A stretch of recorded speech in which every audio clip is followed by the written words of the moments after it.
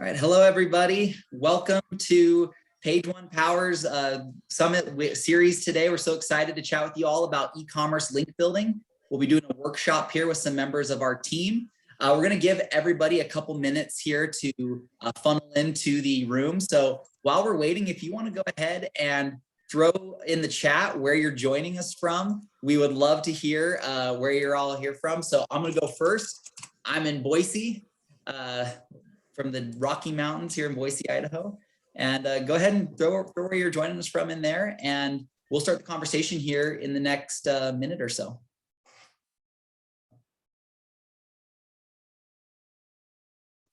right, let's see if we get any folks telling us where they're at. Nobody yet, so we're excited to see where you're all from though, when that does happen. While you're all joining here, give you a couple little housekeeping items of what to expect today. So like I said, this is part of our series SEO leadership summit that we do. In case you missed it, a couple weeks ago, we did an e-commerce AMA with SEOs from Crate & Barrel, Under Armour, and Verizon Wireless. So if you didn't get an opportunity to see that, I'm going to go ahead and throw that in the chat as well so that you can, hey, Jennifer from Los Angeles, there we go. We got some West Coast love. I'm going to go ahead and throw that link in the chat so that if you do want to view that previous webinar that we did with all those SEO experts, you can jump in there and take a look. I just realized I didn't get that to everybody. There we go. So there's that link for everyone, so you can check that out. But yeah, really what we're hoping to do today and kind of the conversation that we want to have is to give you some direction on how you can be more effective in your link building efforts. One of the issues that we see that's quite prevalent in the e-commerce space is that it's really easy to get hung up on selling your products, right? Because it's e-commerce, you're trying to sell stuff. But so often e-commerce brands can forget about the kind of the who, what, and why of link building. So, who would link to you? What would they link to? And why would they link to it? Often if you try to use product pages as a way to get links, you're not going to have a lot of success because they're promotional in nature, and generally webmasters don't link to things that don't provide value to their audience. So we're going to go ahead and provide you with some real world examples. Some are projects that we've worked on. Others are just examples that we found out in the wild on the web. And we're going to highlight those and show you how we would go about building links for some of those sites. To help me do that today, I brought in some experts from our team here at Page One Power. I'm going to go ahead and let them introduce themselves. We'll start with Kaysen. Hey everybody, my name's Kaysen. I'm the technical SEO specialist for Page One Power, but I also help with advanced link building, and I'm an outreach specialist as well. Kind of a jack of all trades here. Yeah, that's me. I hope that I can help you guys learn some more about link building. Hi everyone, my name's Cassidy. I'm a member of our content outreach team here at Page One Power and have been for the past couple of years. On a regular basis, I reach out to blog editors and site editors about and build relationships or partnerships with them by sending them article ideas and strategizing articles with client links and linkable content in mind. So yeah. I'm Nick. I'm a junior content strategist here at Page One Power. That means I develop content strategies to help our clients earn organic traffic, and I supervise the execution of those strategies. Fantastic. So as you can see, we've kind of got a dream team here of folks that can help you cover each part of the link building process, from Kaysen helping to discover research link opportunities, to Cassidy helping build relationships with bloggers, to Nick trying to help you figure out how to create linkable content. And yes, Jennifer, I just saw a question pop up. There will be a recording of the webinar. It is recording right now, and we'll get that on-demand version up within the next few days following the webinar. So really quick, before we start, I always like to get an understanding of where the audience is at in terms of your current link building efforts. So what we wanted to ask was, do you currently build links within your organization? Is that part of your SEO efforts? If you want to go ahead and fill that in, that will help us get an idea of where you're coming from. And we'll kind of try to custom tailor our remarks around that. Seeing a few people say no, they don't currently build links, but they want to. Seems like we have a few link building experts here already, folks saying they're already great at it. Some folks that are doing it and want to get better. All right, we'll give another second here to click on that. All right, well, that looks great. Looks like we have quite a few people here who are in that no, but we want to get links, or yes, but we want to improve. And this is a great webinar if that's the position that you are in. So what we want to start with today is an example of a site that we've worked with in the past, and we're going to have real world examples of some of the work that we've done for them, and be able to show you what our process looked like for link building. And so this is an e-commerce brand in the outdoor space. It is eberlestock.com. So they're a brand that provides outdoors and hunting backpacks and solutions for hunters and for outdoorsmen and outdoorswomen for that matter. And what we're going to do is go ahead and talk a little bit about how we help them to get links. One of the big challenges, just like a lot of e-commerce brands, was that most of their content on their website was about their products. Again, that's a big challenge because when you start outreaching to webmasters and trying to get them to link to your site, if everything on your site is about your products, they're not going to want to link back to you because they're going to view those links as promotional. So we needed to find some creative angles and ways to help them earn links. So first, I'm going to let Kaysen go ahead. And if you want to talk to us a little bit about initially jumping into this site, how were we able to find some link opportunities to get them started on the pathway to earning quality backlinks? Yeah, no problem. The first thing that comes to mind with this site, here, I'll share my screen, is fresh mention opportunities. When it comes to e-commerce sites and sites like that, we would look into fresh mentions, whether it be in the news or in blogs. So for example, this page right here is on a bow hunting website. Do you see my screen right now, Michael? Yep, we're seeing it. All right. And we got a link right here for Eberle Stock. And in order to find that, we utilize this search string right here, in text Eberle Stock plus in URL blog. So this would give you a whole bunch of different websites that have blogs that include mentions of Eberle Stock within them. So we go down here. Something that we like to keep in mind when we're site finding is page authority and domain authority. We like to keep these above 10, but really relevancy is key when it comes to especially resource link building. So for a resource link for Eberle Stock, we would look up sportsman's resources or anything related to that kind of space, hunting or outdoors, and then in URL links, or you could do in URL resources. And this would give you sites such as this, and then we'd go down and site find and make sure the page authorities and DAs are above 10. And then relevancy is really key. So this makes sense on this page because it has a whole bunch of related links to other websites. And we were able to get our link right here in the performance gear. So yeah, that's kind of our thought process when it comes to resource link building. I'll give it back off to you. Yeah. And what I love about this is it shows the importance of having like a relevancy first approach to link building, because, you know, one thing we preach here at Page One Power, a lot of brands just try to chase authority when it comes to links. And so they'll just use like, oh, we only want DA 50 plus sites, and that's the direction that we're going to go.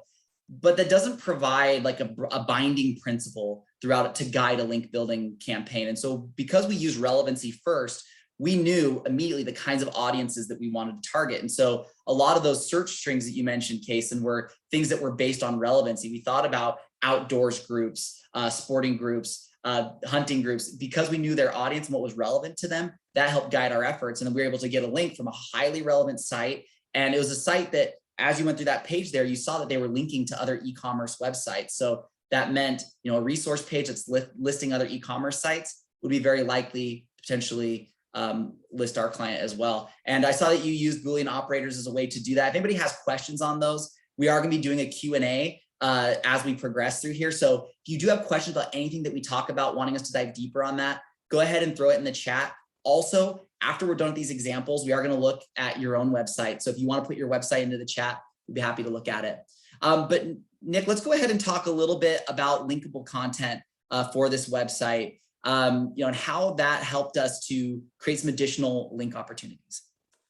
Yeah, can you hear me? Loud and clear. Perfect. Let me just share my screen. So right here, we're looking at a piece of content that we created for Eberle Stock. what is self-sufficient living and how can you pursue it? And there are three things that I love about this piece of content. First of all, the title and just the content itself answers a question. This makes it really easy for Cassidy's team to go out and build natural links to this piece. What I mean by that are links that aren't artificial, don't feel awkward in the content that they're in, and fit organically within a bigger link building strategy. I also love how it links internally to the client's target pages. If we go down here, hunting gear, this is one of the pages that the client wanted to show off, and we were able to fit it in very nicely. If your content does not include these kinds of internal links, then it has almost no value. Whenever you're building links to a piece of content like this, you need to be telling Google and other search engines what pages on your site really matter. And internal links are the way that you do that.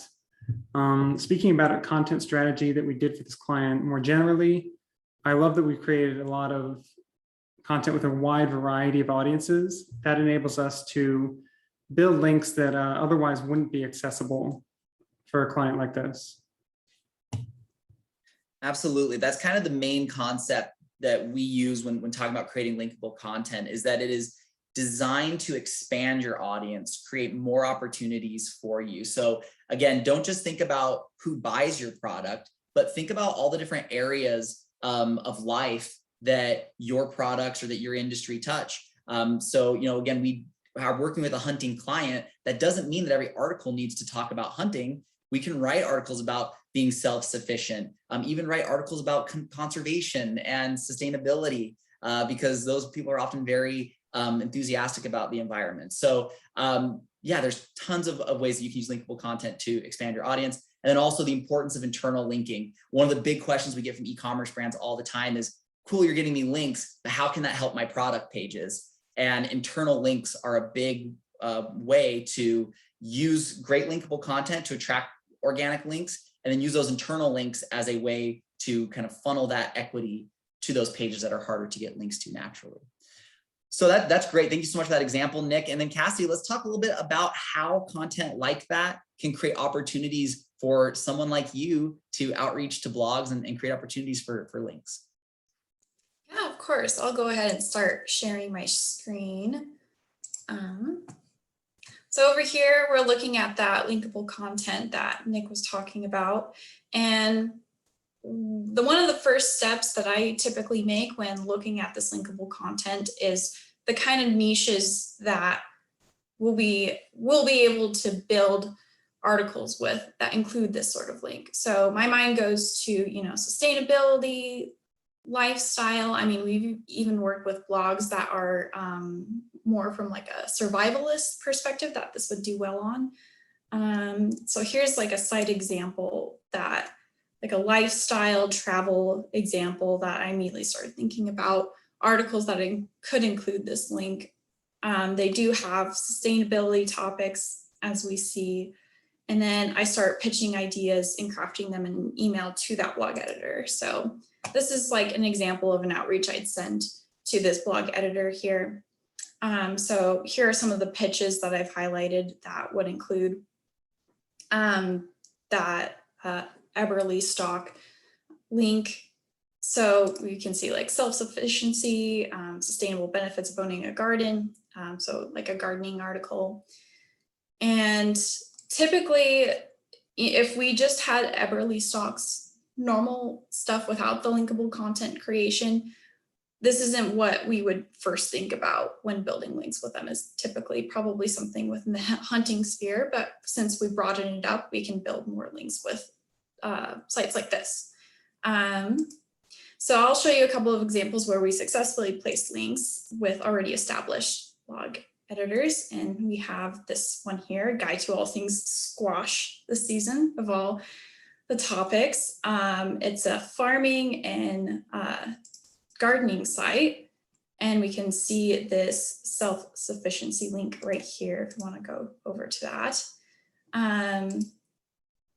And then we also have this other blog, Skills You Need, that we successfully built this self-sufficiency link there as well. So it's it's honestly, it makes my job a lot easier if we have linkable content to link back to. And it also provides it provides information for the audience at this blog that this blog editor will value ultimately. So yeah. For sure. So exactly right there, right? Because we tapped into that sustainability, self-sufficiency angle, it then created new opportunities for you. When you think about link building, I mean, the average conversion rate on link building campaign, depending on what you're working with, can be anywhere from, the average conversion rate of an outreach is anywhere from 1% to 10% usually. So that means that even at the best, at 10%, you still need hundreds of sites to try to target and get links from if you're gonna have any level of success. So to have that quantity of sites to set yourself up for success, you just need to have a lot of topics and angles that you can use to get links, and creating linkable content in that kind of a way can support that. That's great. If anyone has any questions about that example, go ahead and throw those in the chat now. Otherwise, we're going to jump into another site. And this is a website, a brand that we haven't worked with, that we don't work with, but we just wanted to show you an example of a site out there in the wild and talk a little bit about how it would help them. And so we're gonna have a little bit more fun here. We're gonna have a little party and look at partycity.com. So I chose them because it's an e-commerce site with a fun topic. And to me, there's a lot of different ways that you can go about getting links for a site like this. So just like we did with the previous example, I'm gonna go ahead and have Kaysen just fill us in a little bit about what he would do initially jumping into this site to try to create some opportunities to get links. Gotcha. Let me share my screen again. So when it comes to Party City, the first thing that came to mind was like party planning or birthday planning. So I thought of like resource link building. And then I looked up birthday party resources, went down the line, and then I pulled a couple sites with decent DAs and PAs. Here's one of them. It's a link service. Something that we like to keep in mind is contact information and anything talking about adding links or anything. So this is an affiliate program. They might ask for a link in return, but it's still useful to reach out to them just in case. It has a whole bunch of related links, and it would make sense on the page for them to include a link to Party City on there. And here's another one. These are recommended partners. It's similar right here with them asking for a link in return, but they have a whole bunch of party related links that might be useful to build to. And then similar to, sorry, the screen sharing thing's in my way. Similar to the other client, we utilize Boolean searches to find fresh mention opportunities for them. So we do in-text, Party City. We put these in quotations because then it will give you an exact match within the page for the text. And then we'll take away partycity.com because we don't want their site showing up in it. And then in URL blog, or we could go to the news section, which is this section. And then we just take out in URL blog and go down here. And there's actually a lot of mentions in the news of Party City. We can pull a couple here. This one's talking about COVID and Halloween and stuff. But as you can see, these Party City mentions aren't linked. So we'd reach out to them and try to get those linked. We actually have a tool that will pull the links on the page and make sure that it's not linked somewhere that we don't know. But Party City is not a client of ours, so I couldn't utilize that tool. Here's another one. So we Control F, Party City. Oops, sorry about that. It goes all over the place. As you can see, they're not linked here as well. So those are some fresh mention opportunities within the news section. And then on the blog ones, you can find something like this on HGTV. Jeez. Oops. So this is a high authority site. Everybody's heard of HGTV. And getting a fresh mention link on this page would be great. And as you can see, the Party City mention is not linked. So we'd reach out to them and get that linked as well. So there's some opportunities out there for Party City just from the get-go, but I'll hand it off to the other two people to give you some more insight. Great job, Kaysen. Yeah, I love that. And also, one of the things that was interesting, one of those unlinked mentions was an article about Party City. It said like walking the Halloween costume aisle at Party City. So it just goes to show how often journalists and sometimes PR teams don't think about the link aspect of the SEO value of the work that they're doing. And so if you're a brand that does do a lot of PR or is getting out there in the news, it's really a great strategy to keep an eye on those unlinked mentions and follow up on those because you can get some really good links. And even like the example Kason showed of HGTV, potentially some really authoritative links as well. A really good question from Jacqueline. Let's go ahead and answer this one now. The question from Jacqueline was, do you take into account the visual appearance of these resource link sites? Do you think they're always worth going after? Or if the site looks kind of sketchy or is asking for a reciprocal link, do you avoid it? Kason, I'll go ahead and let you maybe chime in a little bit on this in terms of how you evaluate a page like on a resource page on a website. So the look of the site doesn't matter as much. Its relevancy is the #1 key when it comes to link building. So if it makes sense to be on the page, we'll pitch it. If it's a really low DA and it looks like a spammy website, we might shy away from that. But in normal circumstances, if it's a relevant site, we'll look at it. The reciprocal links, I've had a lot of sites that I've reached out to that didn't end up wanting a reciprocal link because the link made so much sense on the site, so they added it anyways. But there's some clients that will be okay with adding the link. We don't always want to go for those sites. Those are just a couple that I pulled, but normally I don't shy away from reaching out. I kind of just throw the net out there, and if I get them, I get them. If not, then I move on. But yeah, I'd say relevancy is the #1 key. I don't really look into the look of the site because, I mean, a site might have a good domain authority and not be the most appealing to the eye. Yeah, I've had I mean, one thing you want to check, right, is make sure that it's a page that is updated and paid attention to. But if it does look a little old, that's fine. I remember I talked to a really experienced link builder, someone who's been in the industry for decades long, and they were telling me, like, I love those old looking resource pages. You know that these are sites that have been around for a while, that have built up authority, that are well established on the web. And so, of course, we want to make sure these are sites that get updated regularly, that are paid attention to. But if it is an older looking page, that's fine. And then, like you said, Kason, we don't want to participate in reciprocal link schemes. But if what you're doing is actually providing value to the audience of the site, you can get around that sometimes and not have to do a reciprocal link. Because again, that's the importance of having great linkable content and providing value to audiences, is that if the value you're providing is in your content, then the reciprocal link isn't necessary because you're already giving them value through the content that you're providing. Great stuff. All right, Nick, let's go ahead and have you just jump in here real quick and maybe take a look at their content a little bit, provide us some feedback on what they're doing there, and maybe some ideas for how they might go about creating some linkable content. Absolutely.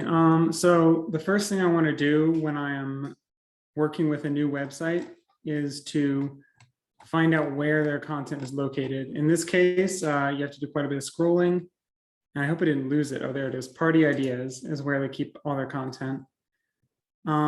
So right away, when I look at the client's content, I can tell that they're basically on one track, which is party ideas. They want to say, here are basically 1,000 different things you can do for different kinds of parties. That's not a bad start. I've certainly seen worse, but it's also extremely limited. You're only reaching out to an audience who is already interested in throwing these kinds of parties that you're talking about.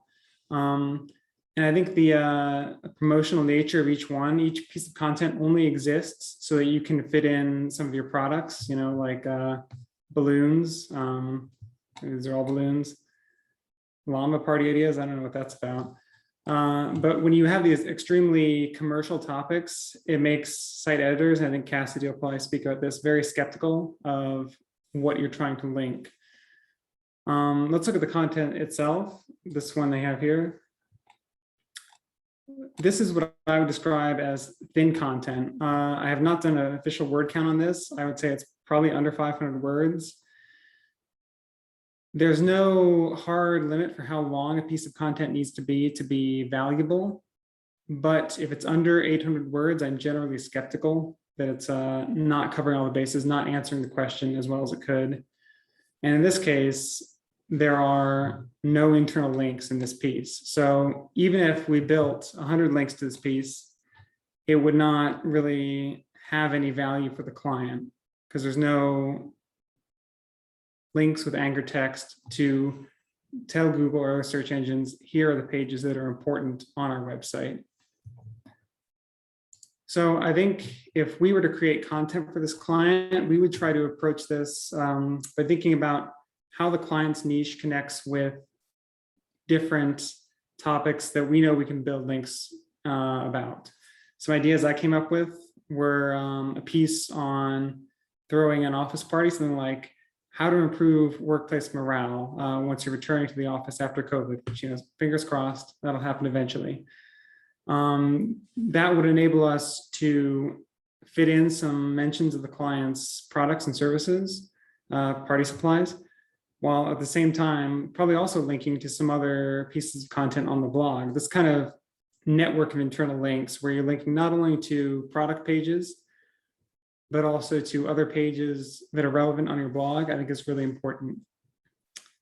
So that would reach out to a nice business niche. Something else we could do is an article about how to have friends or groups of people over to your house if you have a shy pet. And we can talk about, just general advice on what to do with your pet at this time. And also find ways to mention clients' products that are maybe not so stress-inducing, maybe a little quieter, things like that. So yeah, that's how I get started with this client, just trying to find much broader content than they're already doing so that we could reach out to a broader audience with our link building. That's great advice. I love that feedback, creating more breadth with your content, again, creating more connections. Then you gave some great examples of that, the office and business angle, the pet angle, again, using it as that hub for where you can bring people into your site and bring more communities to your website. Also the internal linking. I mean, that was kind of a shame. They had an article that was very thin and all about products, yet still didn't have any internal links to product pages. So a couple missed opportunities in terms of how they're executing their content strategy, where, we need more breadth in terms of the topics. We need more depth in the articles themselves. And we want to be a little bit more strategic from an SEO perspective by incorporating a better internal linking strategy to the products and the other applicable pieces of content that your piece might be able to connect with. So thanks so much for that, Nick. So we got a couple good examples there, Cassidy, of angles that we might be able to use for linkable content. How would this enable you to go and potentially get some links for a client like this?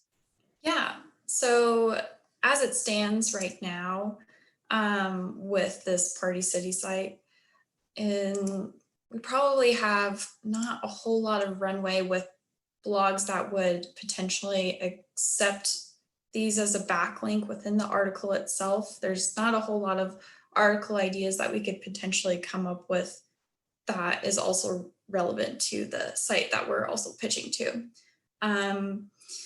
So because ultimately we want to provide links in articles that are informing the reader, and that isn't going to scare away blog editors, because many blog editors want to provide authoritative, informative links. So the ideas that Nick had, so the office party one is great because we work with a lot of business blog editors. Business blog editors are typically wanting to know quite a bit about SEO and like working with us. So we have a lot of relationships with them typically. So that'd be great for building on that site. As far as the pets angle, you could take that in multiple ways. Obviously pet sites, lifestyle sites. I think you could even potentially pull like travel or, outdoorsy topics if you wanted to take an angle of like how to get a pet more comfortable while traveling, or for more outdoor adventures. There's lots of ways that you could take that, but I think the big key is broadening it to a wider range of audiences that we already have relationships with. So, Cassidy, I just thought of another one for you. Party snacks for vegetarians and vegans. Oh, that'd be great, because not only you have that nutritional angle, that'd be great for health sites or food sites, but again, classic lifestyle sites as well. So I think that, and I would say that vegetarian, vegan topics are good with environmental sites because it's a sustainable eating. So yeah, I love that idea. We could also utilize resources like that for resource link building as well. So if people have resource pages on healthy eating and stuff, I mean, we could utilize that on our end. So, I mean, it kind of goes both ways. We have LRGs that we put together that contain information like that, resource lists and stuff that get included on those kind of sites. So, I mean, they kind of work in tandem. Yeah, that's what my mind got excited, right? We started going that kind of audience focused approach of like vegans and vegetarians. That my mind, and what Casey mentioned, LRGs, we call a linkable resource guide. And that's like a long form piece of content that we use to try to get resource page links with. So there's tons of resource pages out on the web dedicated to vegans and vegetarians. So an article or a guide like that could help you get links from those kinds of pages. One that came into my mind would be like creating a party that is friendly to people that have sensory sensitivities. So maybe children with autism, that kind of an angle. There's tons of resource pages out there on the web for parents that have children that are autistic. And if you created a guide about creating a good party environment for those children, that could be something that could create a lot of link opportunities. Again, think about people that can use help, that could use your assistance or your insight on areas of their life. Think about the kinds of groups, those people that have a lot of resource pages dedicated to them, and create content that solves problems for those people. That's one of the things that will really help you to have success in attracting links, is finding the sites that do link out and solving problems for those audiences. So great examples, team. I love that. Anybody else have anything they wanted to add on top of the conversation about Party City? All right. Well, let's go ahead. We've got our first attendee example they wanted us to take a look at. We've got pipedecor.com. So it looks like a kind of furniture, home decor related website. So I'm going to pull this up, and then if the team wants to go ahead and get this pulled up on their browsers as well. This is the link building live portion here. So this is where we're going to get a little improv-y. So what it looks like here is, primarily e-commerce website. We've got desks, kitchen tables, coffee tables, end tables. One of the first things that I started to do was just trying to look to see if there was like a blog or a content section. And I had a hard time finding it or navigating to it. So I don't know if it does exist. When I did a search, the only thing I could find was a news section that doesn't appear to be filled out yet. But I guess one of the first things we might start out with is maybe Nick, do you want to chat a little bit here? Okay, so yeah, Sam did just chime in here and say correct. There's not currently a content section, but let's talk a little bit here about this angle within the space and maybe how we go about creating some linkable opportunities within that industry. Yeah, so as Michael mentioned, I think the biggest problem here is that there is no content right now. Let me just share my screen really quick. So the only pages on the website right now are essentially product pages and other pages related to things like company policy. These are not great targets for link building. Site editors want to link to pages that provide value for their clients, or not clients, their readers. And linking to directly to product pages is not really going to do that for them. So yeah, I want to create content for this website. Where would I start? I'm still familiarizing myself with exactly what you do, Sam. It looks like maybe home decor is a broader topic here. Home renovations.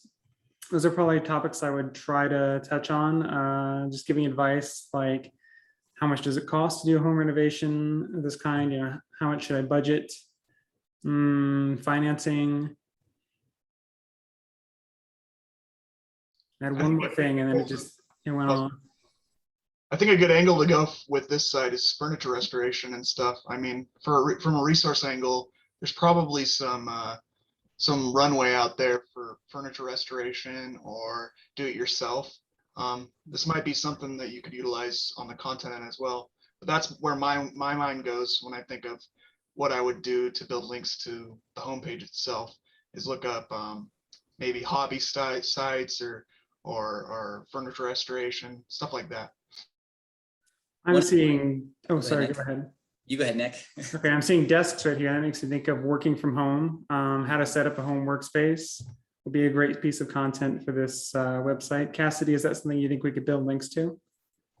Yeah, totally. And I think also a natural way that you could take a restore angle is with a sustainability angle. So anything minimalism or the 3 R's like recycle, reuse, and how that may impact the environment, to broaden up to more sustainable lifestyle sites and that sort of thing. But I think honestly, anything decoration or restoration involved would be great for us on the COP team. Very cool. And he sent us a quick little link here of one of the collections or product pages on the site.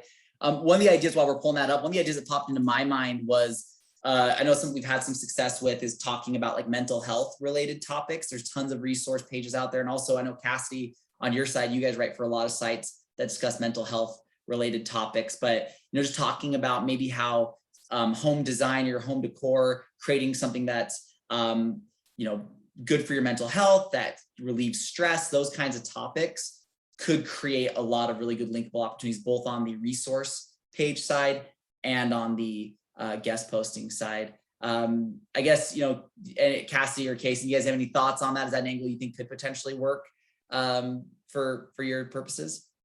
Yeah, totally. I mean, as a remote worker myself, I automatically think like how a certain desk setup could benefit your mental health or that sort of thing, or how to make your room better for your mental health, or, there's so many different angles that you could take with mental health that could open up a variety of different niches for us. For sure. Yeah. And so, yeah, you kind of that restore, and I saw this page now that we do have pulled up, and I'll pull this up here really quick.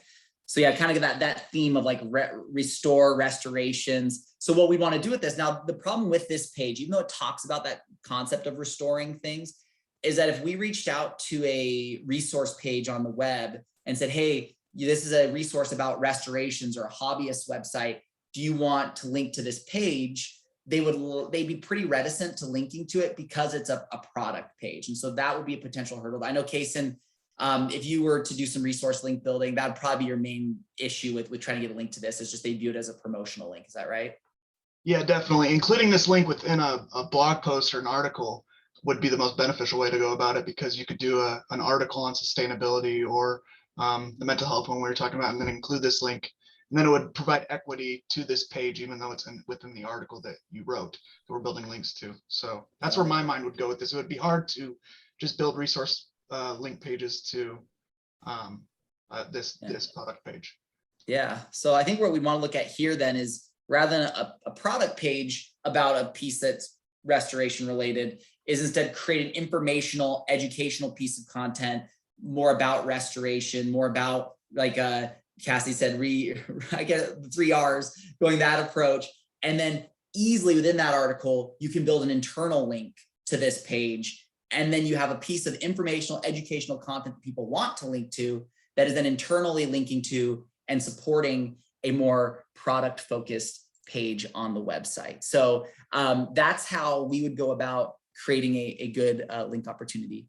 And the next questions that we had here, these are great questions. So start with creating content on the page and then work on links. So yeah, what we'd recommend doing, then you asked later, on a blog hosted on the website. Yes. So what I'd want to do in this case is I would recommend creating a blog or resources section. So, it would look like, we'll just go all the way back here. We'd go pipedecor.com/blog or /resources. And then you'd have all your different articles and pages that exist underneath that section of your site. That way we're building links, we're growing the overall authority of your domain, we're bringing stuff in there. And then, like we showed you in that example of linkable content that we did for Everly Stock, that Nick walked us through, you would then, in your articles that you're writing, these informational articles, there would be natural opportunities to reference a product within your article, and you can include the internal link back to this page. And that's how you would strategically influence a deeper page on your site. from that informational piece is by using that internal linking as the way to do that. So yeah, create linkable content that lives in the blogger resources and use the internal linking to affect those product pages. Does anybody else have any other thoughts or advice on potentially what we could do on pipedecor.com? Hey, thanks so much, Sam. Appreciate it.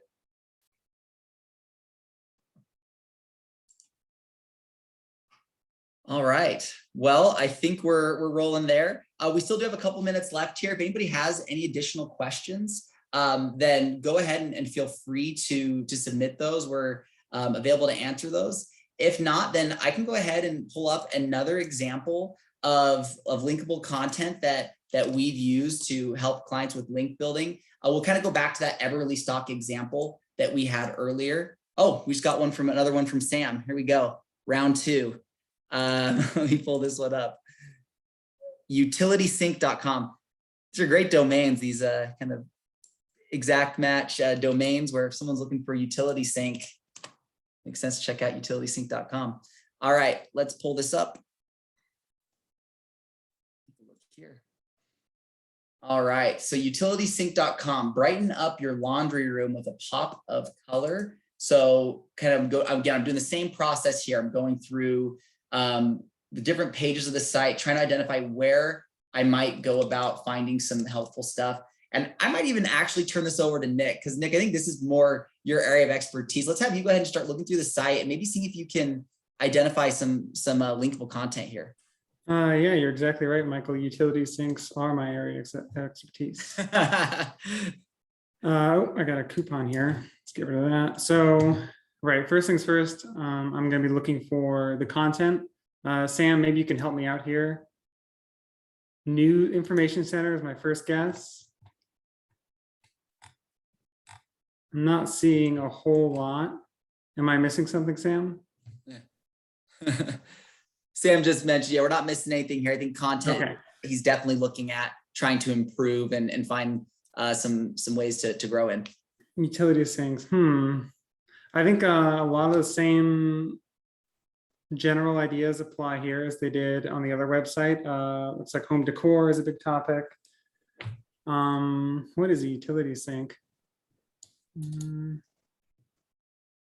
think the first thing we want to find out is what do people use utility syncs for? What unique value do they provide to audiences, and who would engage with those? I know, for example, we have a utility sync in like our craft room at my house, and that's where like our kids are doing all their like fun little activities and things like that. And so, I mean, in my mind, I immediately start to think like, okay, there's probably some parenting angles that maybe you could write about that would relate to that topic of like things, again, kind of relate to the environment in which a utility sync would exist.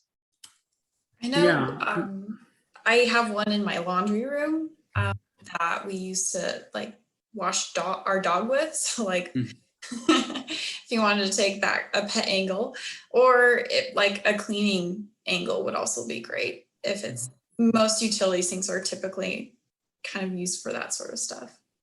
Yeah.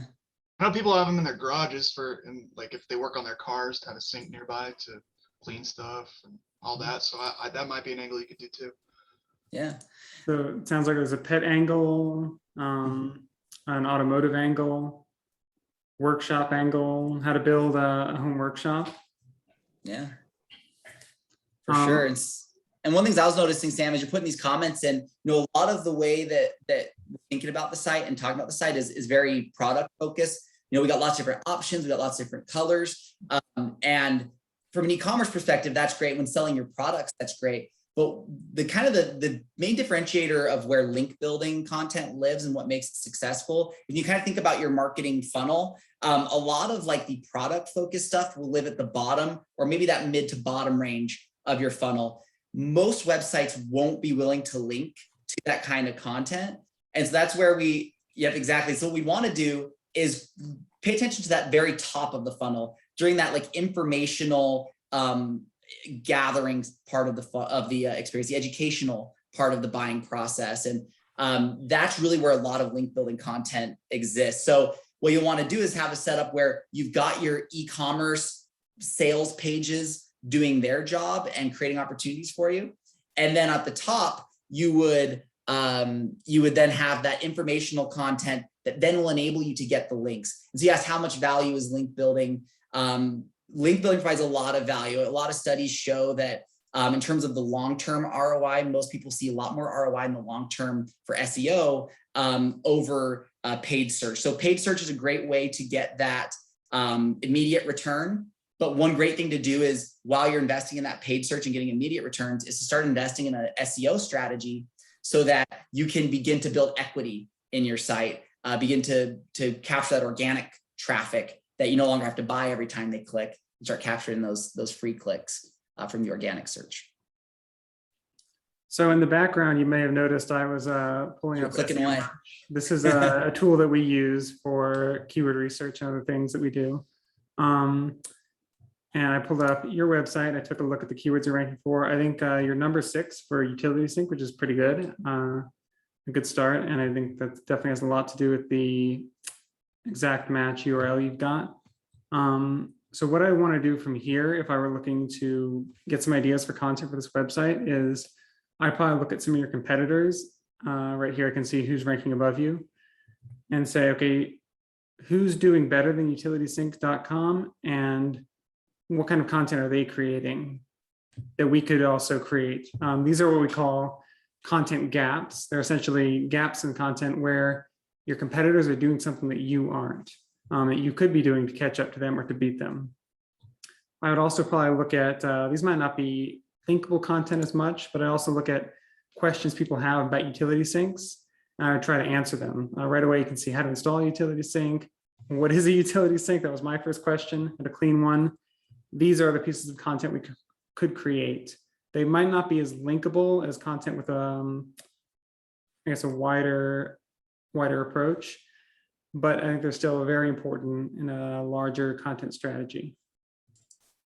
For sure. I always like to kind of help people. The way I kind of understand the concept is organic search and SEO. A lot of people think of Google as like a strip mall, or people go to buy things, when really vast majority of searches are informational. So Google's much more like a library than it is a strip mall. It's a place that people go to get information and learn things. And so Nick, that questions example is perfect. Figure out what questions people ask about utility syncs. Figure out how you can answer those questions for them. That way you're expanding the number of searches that your site can rank for and creating more ways to engage with your audience at different parts of that buying process. Anybody else have any other feedback they wanted to provide on the utility sync site? We did get another site from David that I was going to pull up here. All right, let's go ahead and jump into it. This is what I'm excited about because I already started seeing some cool little industries and audiences.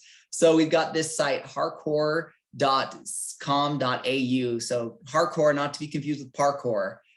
We're going to go ahead and take a look here at a chat about this. I guess, first of all, Kaysen, I don't know if you have any ideas, initial feelings on any research or resource linked opportunities on what you're seeing on the site.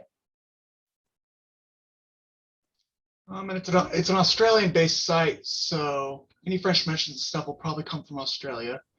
We'd have to look into that. I'd have to dive in. It looks like it's they're locks for products, kind of like what comes to my mind is kind of like one of those locks you put on your locker at school back in the day. I don't know if I'm right on that.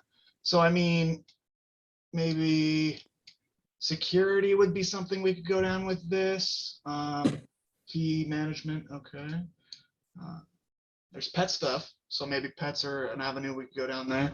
But I'd have to dive in more to kind of see the niche it's in order to resource link build for it and see if there's any fresh mention opportunity.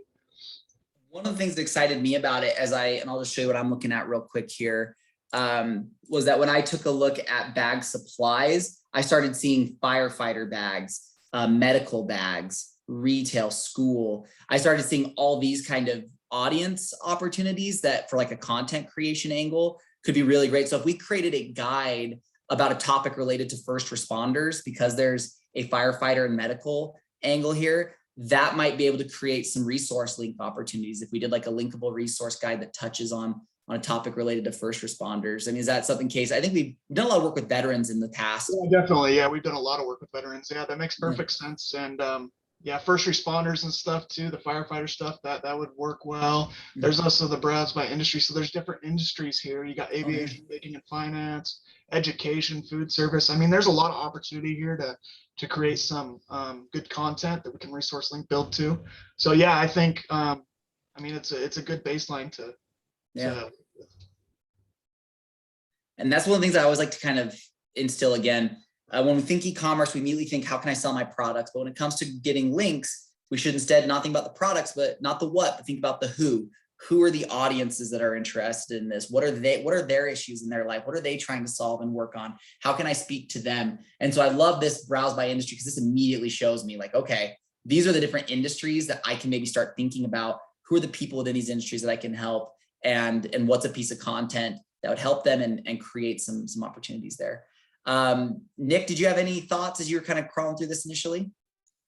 Yeah, so I think you touched on a lot of the dots I already had. But yes, I think thinking about audiences that you can reach, some pieces of content that I came up with really quickly were just anything about how to secure your stuff, something about home security might be nice.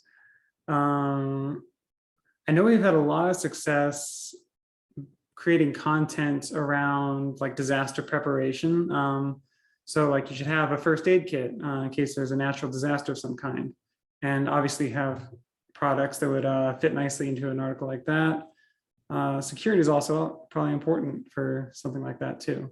So yeah, natural disaster. I think Kason, we've seen a lot of LRGs about natural disaster prep be successful. Is that right? Yeah, definitely. Yeah, that's definitely an avenue we could go down with that. So again, just anticipating the need that your products serve and then writing content that's about that need. Fantastic. And Cassie, any thoughts on this one? Yeah, I was just about to jump in about, my mind goes to safety precautions when traveling. I know that, especially right now during COVID, that's a really hot topic, but it's also generally for hardcore, that's pretty like you could include a lot of internal links in that as far as keeping your bag safe while traveling. And then also with the education bags, you could do a lot of topics about like back to school, or that you could hit with for parenting sites, or college teen sites that are big. So I think there's a lot of possibilities here, and that's great to see. Sure. What I love about examples like these, that when you think about like, fun niches to get links for, your thought doesn't really go to specialist tested security seals, right? That's how we usually think. But by switching the thought from the product to the audience, right away, we just rattled off a ton of linkable content angles that could create plenty of linkable link opportunities for this website to help them, get some great quality backlinks and grow their authority. So thanks so much, David, for saying that example. I hope we provide you some good ideas there. I did have a question, another one from Jacqueline. She asked, when it comes to e-commerce giants like Amazon, Walmart, and Home Depot, do you think a smaller brand can outrank them if the big brands dominate top 1 through 5 positions? How can you take over those authoritative sites? I'll go ahead and just see if any of you have any thoughts on that topic. I think I got one or two, but Nick, sounds like you maybe. I have so many thoughts. So yes, there's more than that, don't worry. It's definitely difficult. And I think this is a problem that is spreading to more and more niches as these larger sites sort of take over the internet. What you have going for you as a smaller site is being focused on a specific topic. So Amazon sells everything, and they obviously have a very authoritative website, and they're mentioned all over the place. I'm sure they have more links than I could possibly count, but all that authority is being spread out over such a wide space. If you're focusing on one thing, such as Sam, I forgot your website, utility sinks, then all of your authority is going towards utility sinks. So that helps. Oh yeah.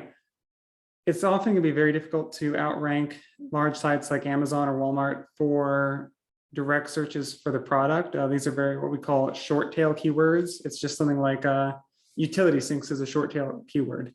It's a keyword that has a lot of search volume, and it's very focused on just the product in general. But it's also extremely competitive, and it's going to be dominated a lot of the time by these very large sites like Amazon or Home Depot. I think Home Depot, Lowe's are ranked in the top 2 for utility sinks when I pulled that up. But you can sort of get your website in there by going after what we call long tail keywords. These are keywords they're usually going to be 3 or more words in length, and they're going to be more specific than just utility sinks. So for example, the questions I pulled up: how to install a utility sink, how to clean a utility sink. These are long tail keywords, and these are spaces that the larger websites like Amazon, Home Depot are not going to be occupying. And that is a way for you to sort of get in under the radar and reach your clientele. Finally, even when you can't beat these larger sites, I think there's still value in appearing just below them, because there is a large audience out there, I think one that's growing, of consumers who are looking for alternatives to using Amazon or something like that, or Walmart. Like, these are companies that they're concerned about interacting with for whatever reason. Maybe they feel like the quality of products inferior. I know Amazon has had a lot of trouble with, is it fakes? Or they've had a lot of trouble with imitation products lately. And a lot of people have ethical concerns about, ordering from a larger site like Amazon. If you appear just below Amazon on the SERP, it's a search engine results page, then you can still reach a large set of consumers who are looking for an alternative. That's all I have to say. Love it. That was like my thought. And my initial thought was just getting more mid and long tail keywords. You might not be able to beat them for that exact keyword. That might be impossible, but what you can do is find all the other questions people are asking and show up for those searches. And like you said, just getting right below them, getting as close as you can to where they're at. That puts you in a good position to catch those alternative folks. So that's great advice, Nick. Really quick, before we jump off, we got about 3 minutes here. I hope that the advice that we've given today has been helpful, that we've given you some good insights on how to think about link building within the e-commerce space, how to create opportunities for yourself. We did this as more of a, group consult, but if you do want to have some one-on-one time with a member of our team, you can go ahead and fill out this poll. We're asking, do you want to spend 30 minutes with a member of our team talking about your SEO and link building efforts? If you click yes, I'll just have a member of my team reach out to you and set up some time to talk. So go ahead, we'll give you a minute to click on that. Let us know if you want to chat with the team. Outside of that, we just appreciate you all so much for jumping in and joining us today on the webinar. Again, I've been Michael from Page One Power. We got Nick and Cassidy and Kason here as well. If you do have any more questions or want to connect with us, we'll be sending you a follow-up after the webinar. Again, thank you all so much for attending, and we hope to see you all out there soon.